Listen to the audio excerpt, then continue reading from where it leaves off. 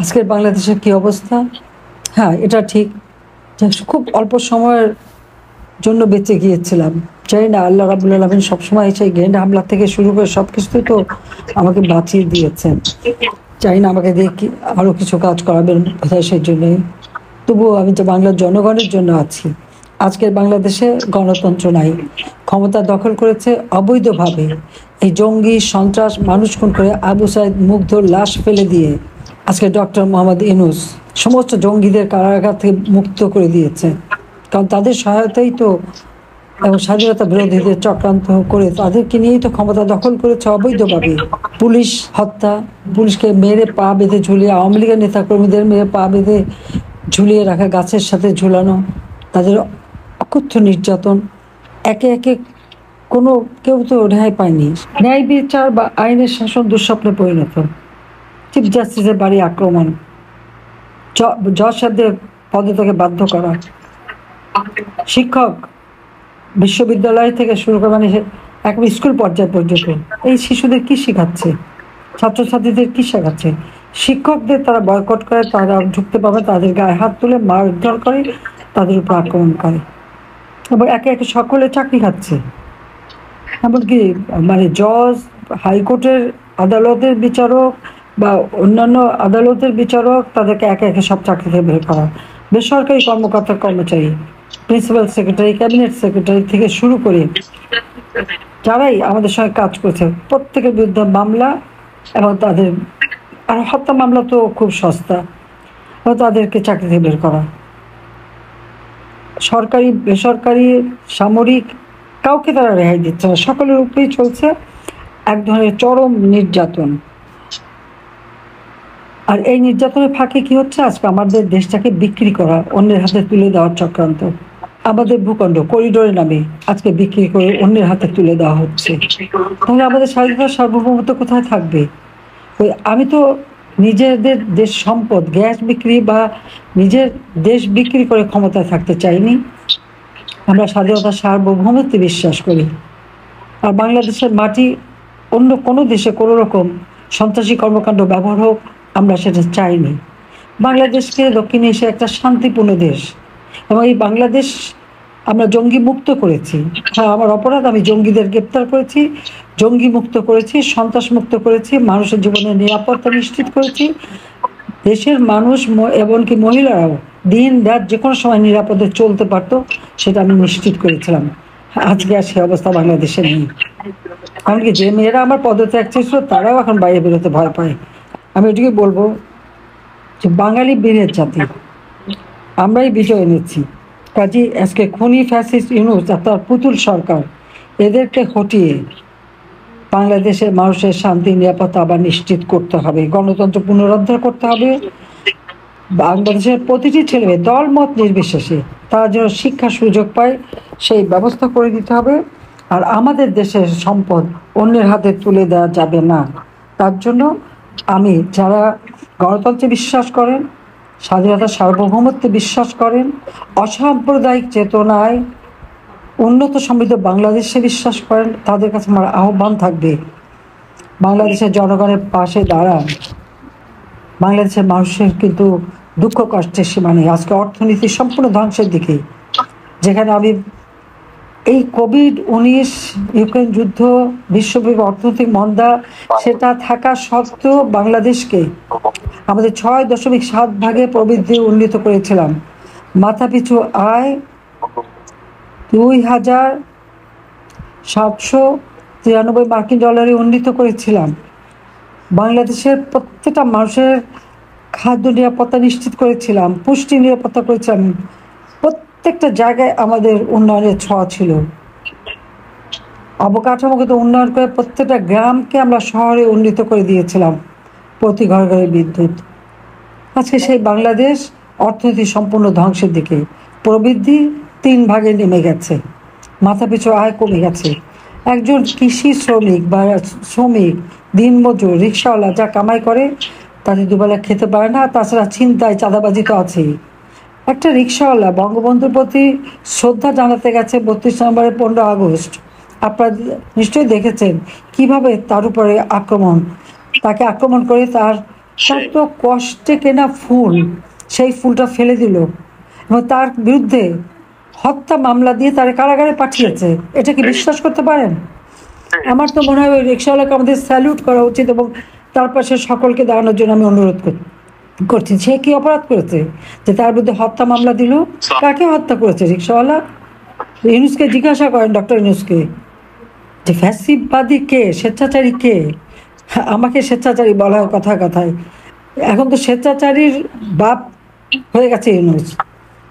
একটা রিক্সাওয়ালাকে সহ্য করতে পারলো না। যারাই সেখানে শ্রদ্ধা জানাতে গেছে তাদের উপরে হামলা, একজন মহিলা গেল তার উপরে হামলা, একজন ইমাম সাহেব পরিবার নিয়ে গেছে, তাকে 2 খতম কোরআন শরীফ পড়েছে, তাকে মোনাজাত করতে দেবে না। এটা কোন ধরনের জুলুম? বাড়িটা তো তার 5ই আগস্ট আগুন দিয়ে পুড়িয়েছে। এটা অবশ্য তারেক জিয়া লন্ডন থেকে এই পরিকল্পনা করেছে এবং ইউনুসেরও সেখানে সায়। এরপরে 5ই ফেব্রুয়ারি এই বাড়িটা বুলডোজার দিয়ে ভাঙলো, ভাঙ্গা একটা ভগ্ন স্তূপ। আমি আপনাদের কাছে এইটুকু আহ্বান করব, আপনারা প্রত্যেকে সোচ্চার হন, ওই রিক্সার পাশে দাঁড়ান। এই যে ইউনুসের ফ্যাসিবাদী চরিত্র, এটা সারা বিশ্বের কাছে তুলে ধরেন যে একজন রিক্সাওয়ালা মাথার গাম পায়ে ফেলে তার কষ্টের কামাই করা পয়সা দিয়ে একটা ফুলের তোড়া নিয়ে গিয়েছিল বঙ্গবন্ধুর প্রতি শ্রদ্ধা জানাবে, বিনিময়ে সে পেয়েছে লাথি ঝাঁটা, তাকে মেরে তাকে পুলিশে দিয়ে তার বিরুদ্ধে হত্যা মামলা দিয়ে দিয়েছে একজন সাধারণ রিক্সার। আর আওয়ামী লীগের অগণিত নেতাকর্মী, 1.5 লক্ষের মতো নেতাকর্মী আজকে কারাগারে, প্রায় 5 লক্ষ নেতাকর্মীর বিরুদ্ধে মামলা। আমার নিজের বিরুদ্ধে তো 450 হত্যা মামলা, যদিও আমি যাদের হত্যা করছি অনেকে বেঁচে ফিরেও এসেছে। এই তো বাংলাদেশের অবস্থা, ঘরে ঘরে খাবার নেই, হাহাকার। আপনারা জান এখন দুর্ভিক্ষ অবস্থা বিরাজ করছে বাংলাদেশে, মানুষের কাজ নেই, একে একে সমস্ত শিল্প কারখানা বন্ধ হয়ে যাচ্ছে, প্রায় 1.5 লাখ শ্রমিক বেকার, গার্মেন্টসের অর্ডারগুলি চলে যাচ্ছে, সেখানে মহিলা শ্রমিকরাই বেশি ছিল, তারাও বেকার হয়ে বাড়িতে, তাদের ঘরে খাবার নেই। আজকে শ্রমিকরা বেকার, ইন্ডাস্ট্রি বন্ধ, উৎপাদন বন্ধ, কৃষি উৎপাদন বন্ধ। 1,08,00,000 কৃষক বিশেষ উপকরণ কার্ড পেত, তাদেরকে আমরা প্রায় 2 কোটি কৃষককে আমরা ভর্তুকি দিতাম। বর্গা চাষিরা বিনা জামানতে কৃষি ঋণ পেত, এমনকি সেচে বিদ্যুতের পুরো টাকা তাদের দিতেও না, 20% তারা সেখানে ছাড় পেত। আজকে সেই সমস্ত সেচের ডিপ টিউবওয়েলগুলি জামাত আর বিএনপি ছাত্রদল তাদের দখলে, যা উৎপাদন করবে তার অংশ দিতে হবে, পানিও মেপে দেবে। আজকে অনেক কৃষক আত্মহত্যা পর্যন্ত করেছে। হ্যাঁ, সংবাদ আপনারা পাবেন না, মানে কি যে ভয়াবহ অবস্থা দেশের অভ্যন্তরে আপনারা চিন্তা করতে পারবেন না। আজকে আসুন, যারা গণতন্ত্রে বিশ্বাস করেন, স্বাধীনতায় বিশ্বাস করেন, অসাম্প্রদায়িক চেতনায় বিশ্বাস করেন, শান্তিতে বিশ্বাস করেন, সকলে ঐক্যবদ্ধ হন। এই জঙ্গি, খুনি, ফ্যাসিস্ট ইউনুসকে ক্ষমতা থেকে সরিয়ে বাংলাদেশের মানুষের জীবনের নিরাপত্তা, শান্তি এবং উন্নতি আমরা নিশ্চিত করি। লাখো শহীদের রক্তের বিনিময়ে অর্জিত এই স্বাধীনতা, এটাকে এভাবে ব্যর্থ হতে দেওয়া যায় না। কাজে আপনাদের সবাইকে আমার এই আহ্বান। আমরা ইতিমধ্যে 21 দফা কর্মসূচি ঘোষণা দিয়েছি, যার মাধ্যমে আমি মনে করি যে প্রত্যেকটা সংখ্যালঘু সম্প্রদায় এবং নারী সমাজ এবং প্রতিটি জনগোষ্ঠীকে নিরাপত্তা দিতে হবে, প্রত্যেকের মানব অধিকার সংরক্ষণ করতে হবে, ভোটের অধিকার নিশ্চিত করতে হবে, গণতন্ত্রকে সুরক্ষিত করতে হবে, দেশের উন্নয়ন গতিধারা অব্যাহত রেখে বাংলাদেশকে আমাদের যে প্রেক্ষিত পরিকল্পনা করেছিলাম 2041 সালের মধ্যে বাংলাদেশ উন্নত, সমৃদ্ধ, স্মার্ট বাংলাদেশ হবে। এবং আমি 2008 নির্বাচনে যে ঘোষণা দিয়েছিলাম 2021 সালের মধ্যে বদলে যাওয়ার, দিন বদলের সনদ, আমরা সেটা করতে সক্ষম হয়েছি। বাংলাদেশকে উন্নয়নশীল দেশের মর্যাদায় উন্নীত করেছি যখন জাতির পিতার জন্ম শতবার্ষিকী উদযাপন করি এবং স্বাধীনতার সুবর্ণ জয়ন্তী উদযাপন করি। সেই সময় আমরা উন্নয়নশীল দেশের মর্যাদা পাই এবং উন্নয়নশীল দেশ থেকে আমরা যেন উন্নত দেশ করতে পারি, সেই প্রেক্ষিত পরিকল্পনা আমরা প্রণয়ন করেছি। জাতিসংঘের MDG আমরা সফলভাবে বাস্তবায়ন করেছি, SDG সফলভাবে বাস্তবায়ন আমরা করা শুরু করেছি। একমাত্র বোধহয় বাংলাদেশ যেখানে সাফল্য দেখাতে পেরেছে, কিন্তু আজকে সেই বাংলাদেশকে ধ্বংস করে দিচ্ছে একটা গরিবের রক্তচোষা সুদখোর খুনি ফ্যাসিস্ট ইউনূস এবং তার পেটোয়া বাহিনী, তার সন্ত্রাসী জঙ্গি বাহিনী। এই জঙ্গি বাহিনী এবং তার নেতা এই ইউনূসের হাত থেকে দেশকে রক্ষা করে দেশের মানুষের অধিকার সুরক্ষিত করুন, সেটাই আপনাদের কাছে আমার আহ্বান।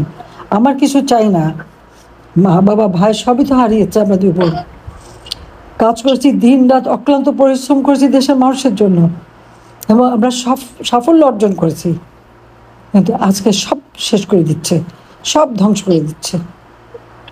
এই ধ্বংসের হাত থেকে দেশকে রক্ষা করেন সকলে মিলে। আসুন আমরা বাংলাদেশটাকে আবার এই হায়নার হাত থেকে মুক্ত করি। সবাই ভালো থাকেন, সুস্থ থাকেন। প্রবাসীদেরকে আন্তরিক ধন্যবাদ জানাই। বাংলাদেশের ভিতরে যখন কথা বলার অধিকার নেই, আজকে প্রবাসীরা আপনারা সকলে ঐক্যবদ্ধ হয়ে বাংলাদেশের জনগণের পাশে দাঁড়িয়েছেন, সেজন্য আপনাদেরকে আমি ধন্যবাদ জানাচ্ছি, কৃতজ্ঞতা জানাচ্ছি। আপনারা ভালো থাকেন, সুস্থ থাকেন। জয় বাংলা, জয় বঙ্গবন্ধু, বাংলাদেশ চিরজীবী হোক। খোদা হাফেজ।